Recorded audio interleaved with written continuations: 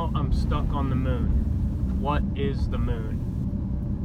And I'll just cut right to the chase because I'm going to put it in the title. Is the moon a speaker?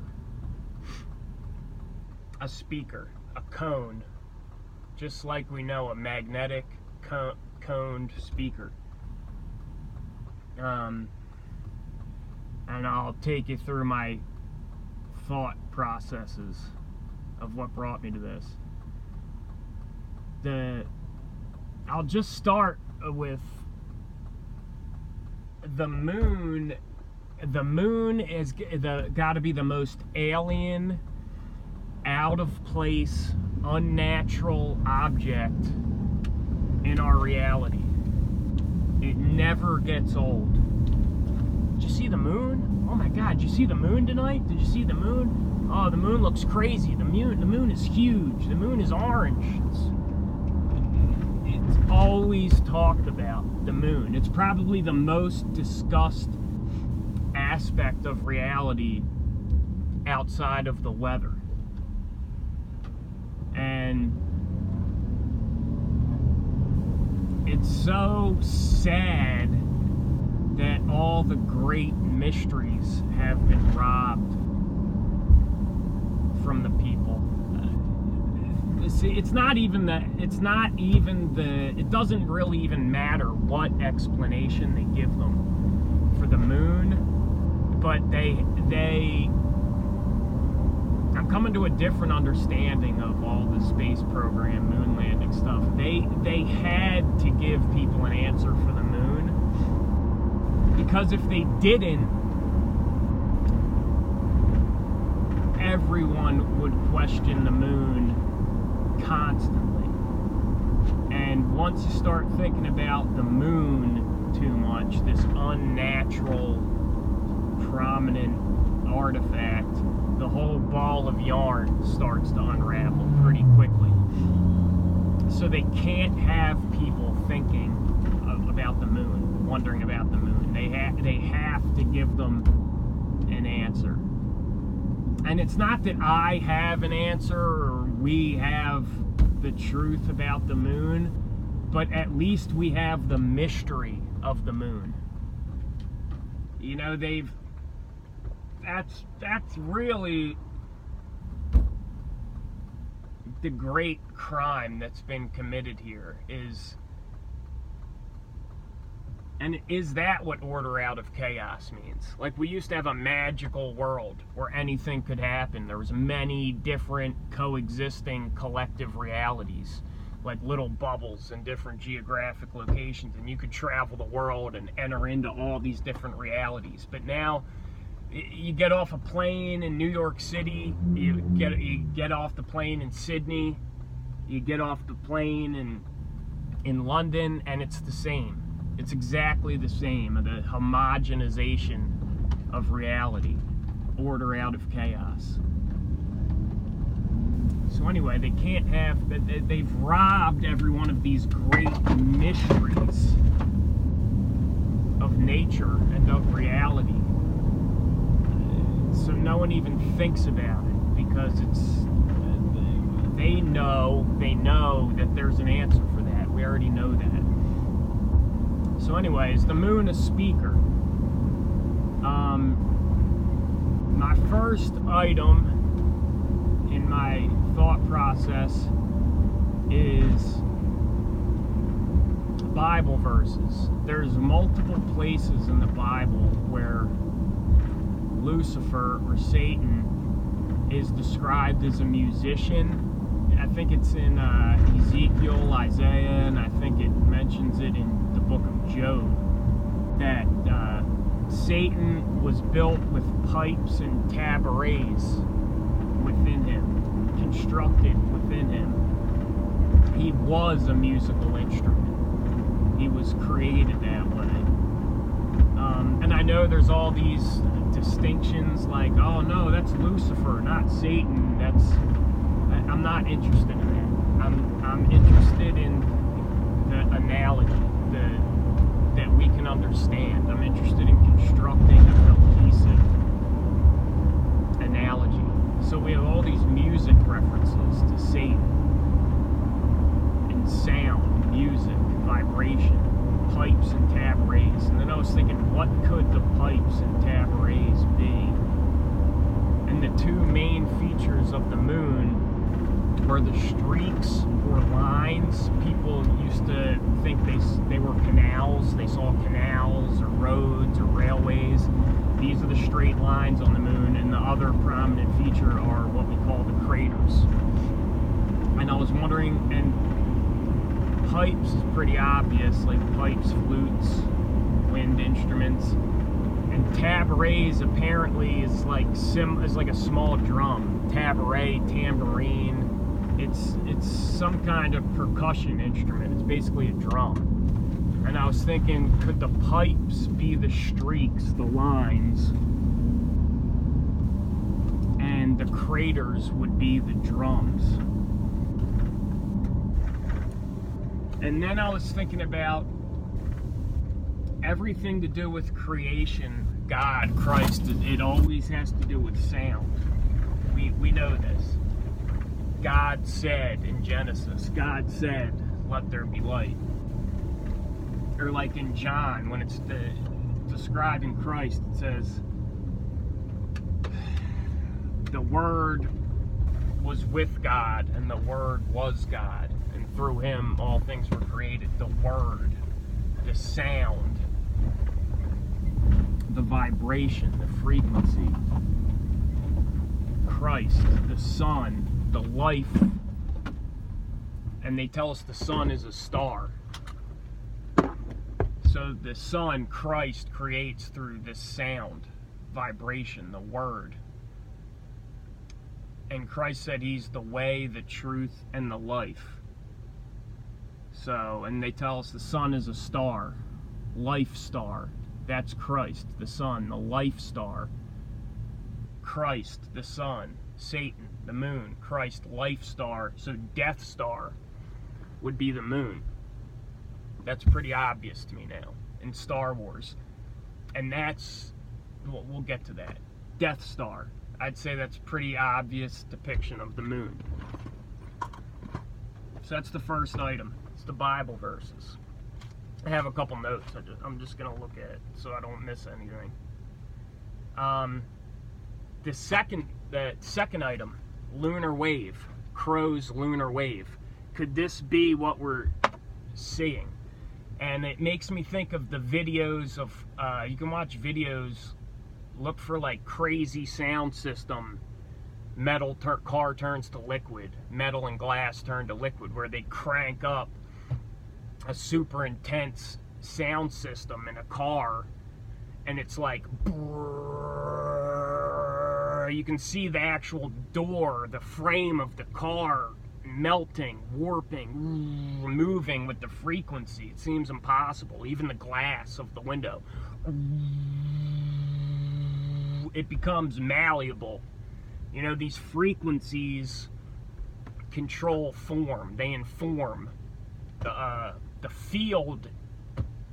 The form follows from the vibration, from the frequency, like we've seen in all the cymatics experiments. So Crow's 777 and a few other people have documented the lunar wave, and I'm wondering, is that what we're seeing?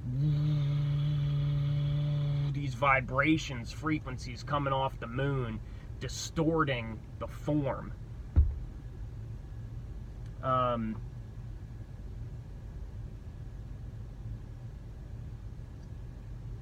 This could be, and then it struck me, because if you remember in my last video, I was talking about the phases of the moon, and how I can't really imagine how you get that curved hard terminus line on a sphere. Now on a sphere, like if it was convex, like we were looking at a sphere, you would have a curved terminus of the shadow line, but it would be in a gradient, not a hard, perfectly hard terminus of the shadow line. Another thing I noticed is interesting. If you look at the emojis of the moon, they have emojis for phases of the moon, and they depict this gradient in the emojis. They think they can overwrite reality with their programming. Like, we look at the moon, we don't see that gradient. We just see a hard shadow line. But if you look at these emojis that they create, all the emojis are very three-dimensional. A lot of gradient in the shadow of the phases. So it really looks like a sphere. But that is not what we observe with our eye in nature. We see a hard line. Now, I said the only way I could imagine creating that hard curved terminus line would be if it was concave, like a bowl, like we're looking into a bowl. That would create the, it's too light out. I can't do it with the light in my van. But you can imagine if you were looking into a bowl and tilting it, the light source, removing the light source, from your perspective, you would get that hard curved line. And that was when I thought, speaker. Is this thing a speaker? And that is why we only see one side of it, because of course it's going to be facing the plane if that's where the frequencies are directed. So it's always facing us. So all we ever see is the cone. We're looking into the cone of the speaker, which is the moon.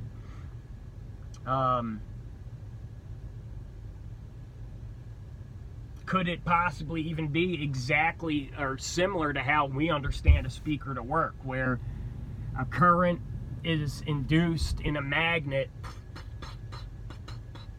and the push-pull of the magnet moves the air in this plenum space between the magnet and the cone of the speaker, and that shape of a cone and the paper cone of the speaker directs a cohesive beam. It directs the sound, forms the sound.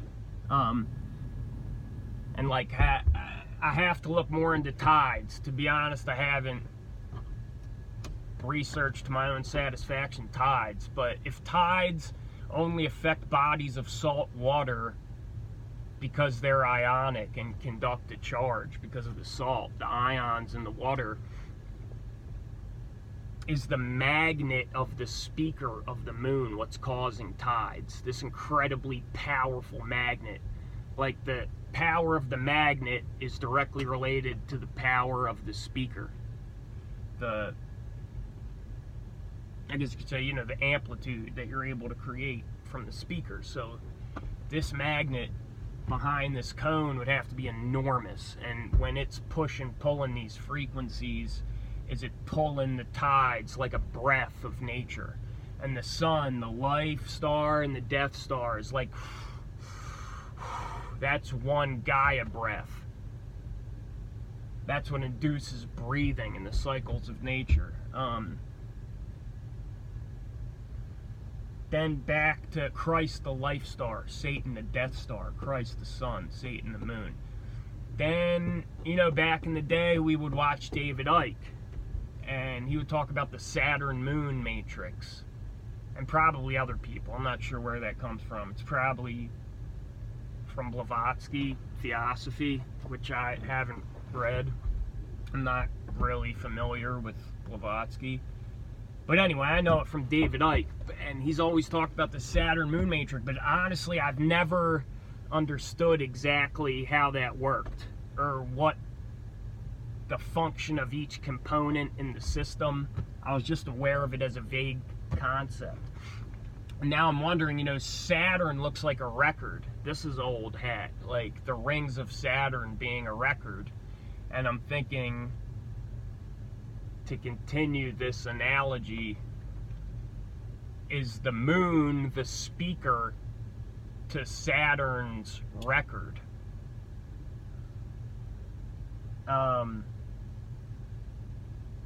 Okay, then we have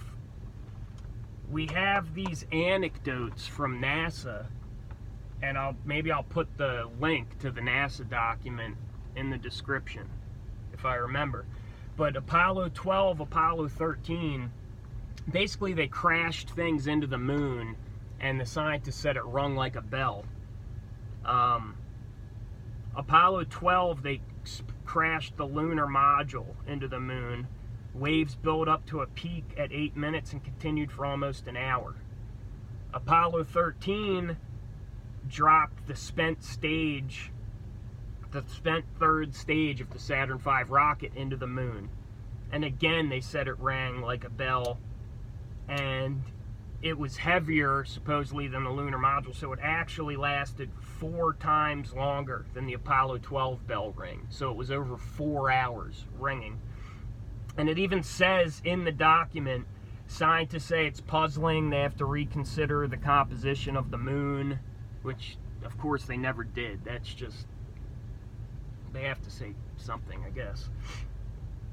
And they say in this document that nothing comparable happens when objects strike the Earth. So, obviously, I don't believe this to be true,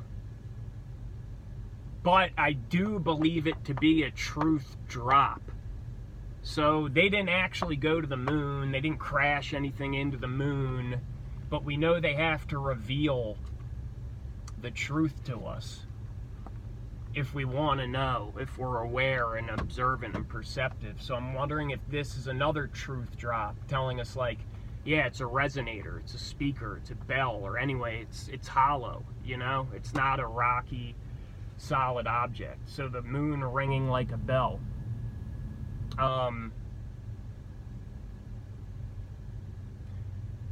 The term, like I was saying, how they can't allow people to be thinking about the moon, or the whole system starts to unravel.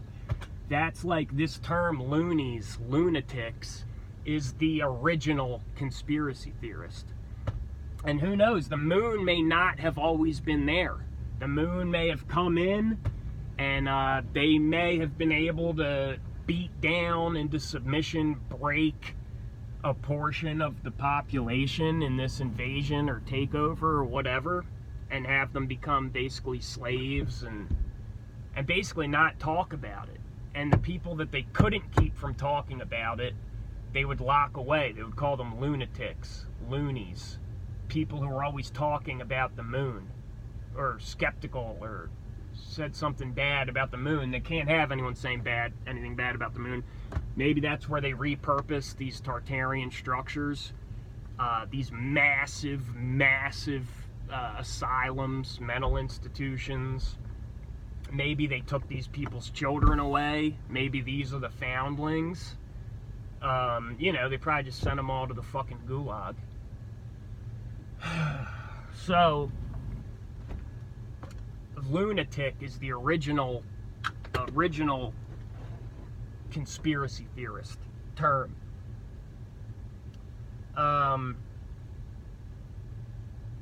If it's a speaker, if it's producing a sound, why don't we hear it? Shouldn't we hear it? I have a couple possibilities. Number one is we're born into it, like a fish in water. A fish doesn't see water. We don't see air unless there's some kind of extenuating circumstances. But we could be born into it, so we would never hear the sound. It's kind of like a trash man doesn't smell the trash anymore. A fish market worker doesn't smell the fish anymore. Like, we're born into the sound, so we could only ever hear the absence of the sound. I believe if the sound stopped, we would become aware that we had always been hearing the sound. Maybe we do. Number two, maybe we do. Maybe now we do hear the sound. You know, a lot of people experience strange tinnitus type symptoms, high-pitched ringing in the ears. I've heard it myself. I've come on in an instant. Sometimes it's different. Sometimes it's almost like a plane going by, where you can hear that Doppler shift in the wave going past, or whatever. Maybe we do hear it.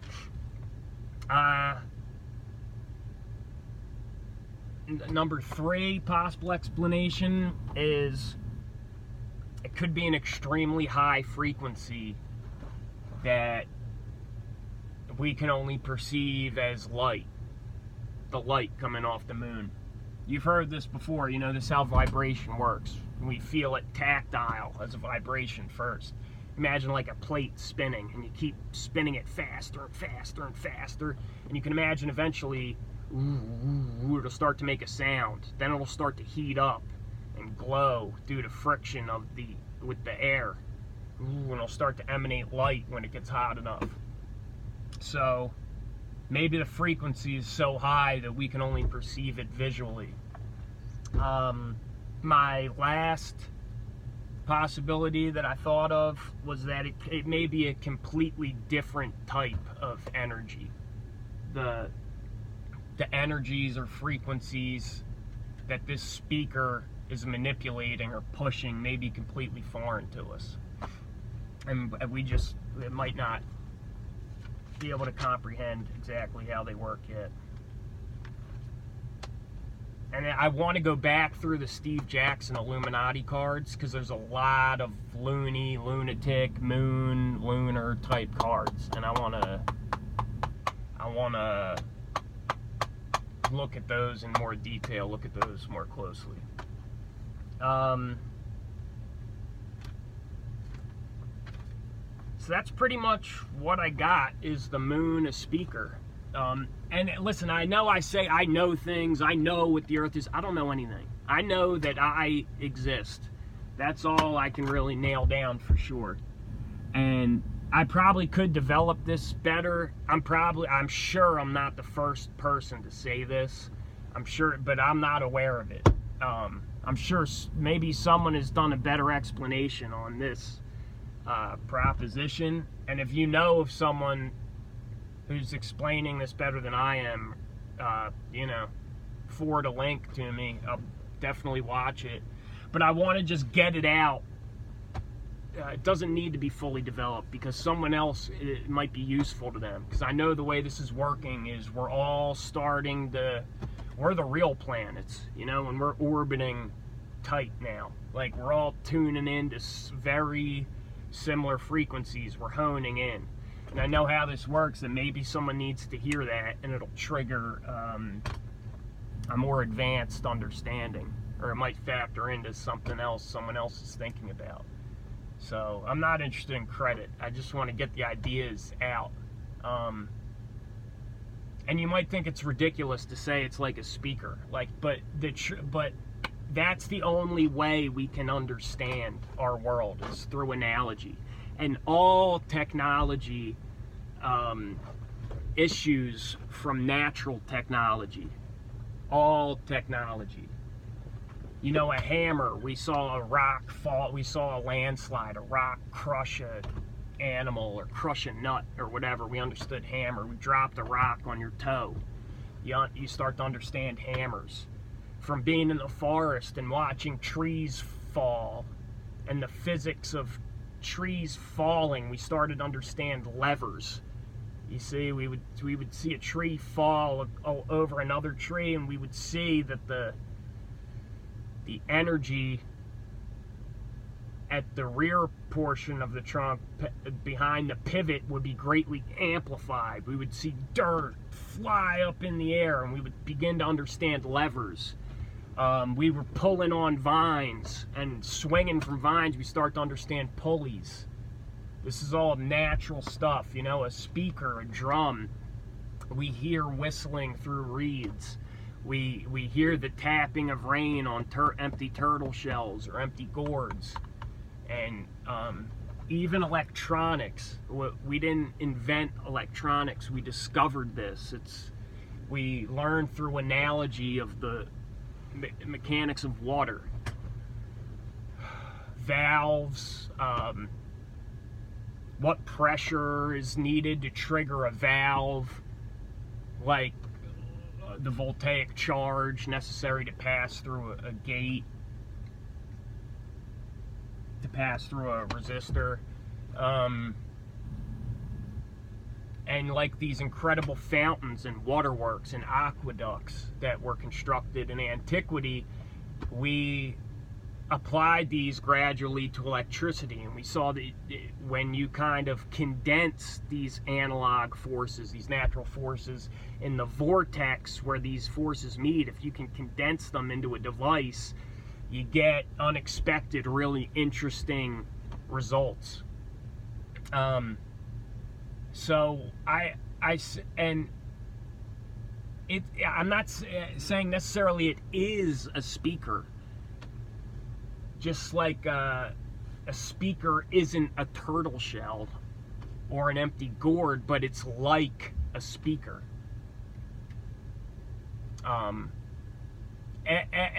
That's our only way of understanding, is through analogy. So when we do come to the truth of some of these natural things, it's going to be an analogy from our common experience. That's the only way we can understand. People have a big problem with the word simulation too. Don't be afraid of the word simulation. It's a placeholder word.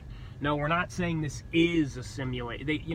Especially Christian people will say, no, this isn't a simulation. This is your real life. But as opposed to what? This is the only life I know. Maybe some people know other lives. This is the only life I know, and I'm trying to come to terms with it through analogy, my thought process. So no, it's not a simulation. It's like a simulation.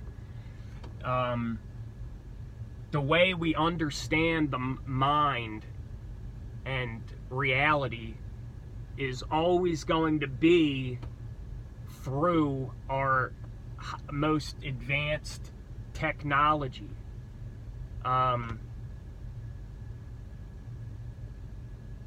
The world or reality, the mind is always going to be an analogy for our most advanced technology at that point, and reality, our most advanced medium, and life will be the media, or reality will be the media of that medium. So first, natural technologies. Life is a river. Life is a tree. Life is a rock. Life is a mountain. The tree of life, the river of life. Merrily, merrily, merrily, merrily, life is but a dream. Then we moved on to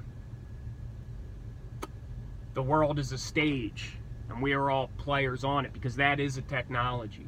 Amphitheaters, the way sound carries with elevation and the shapes of creating natural amphitheater. This is a technology. So when people became familiar with this technology, they saw the analogy to their mind and reality. Then we would move on to, life is like a train, like that. We move through time on tracks. We're fixed. We can only move in one direction. We understand our experience through trains and train tracks. Then we would say, the brain is a radio receiver. Life is a song. Life is a dance. And the mind is just a radio receiver. The mind is a television receiver. Truman Show type stuff. And we're playing a character. We're watching a show, or we're watching the movie of your life. You're the hero of your own story. This type of stuff. And then we move on to computers. The brain is a computer. The brain is like a computer, and life is like a simulation. You can't be afraid to use these words, because there are words. They're the words we have.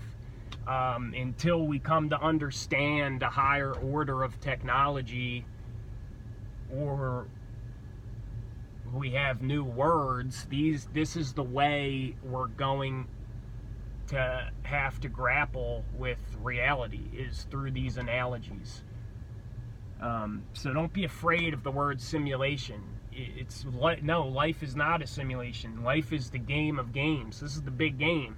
This is the big motherfucking game, dog. But it's like a TV show. It's like a song. It's like a river. It's like a tree. It's like a simulation. And I'm stoked. one other thing. So these resets, we know, so we reproduce these technologies from nature. And I'm sure we have sound weapons, we have frequency weapons, fascies type lasers, and microwave weapons, but you can't clear the board with handheld fascies or vehicle mounted fascies. You know, it's like ants trying to take apart Philadelphia City Hall. We need the same technology, but a higher order of magnitude. And based on the Death Star analogy, the speaker, how we're starting to understand these resets, yeah, that is where the reset frequencies would have to come from. Would be from the moon, the main speaker. I guess that's pretty much all I got. Like I said, if someone else has developed this further better than me, point me in that direction. But, so that's it. Is the moon a speaker?